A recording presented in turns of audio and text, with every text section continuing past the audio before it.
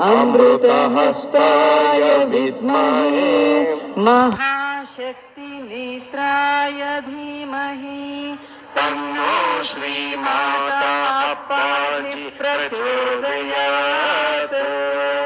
ॐ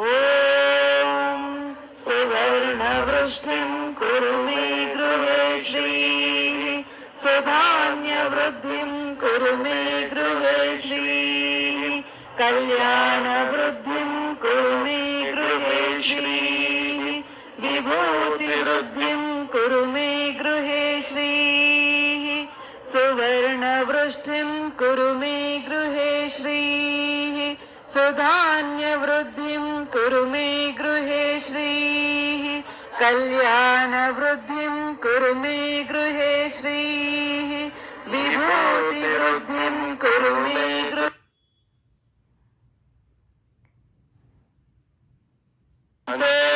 लोका समस्ता सुखिनो भवन्तु लोका समस्ता सुखिनो भवन्तु समस्त सन्मङ्गलानि भवन्तु।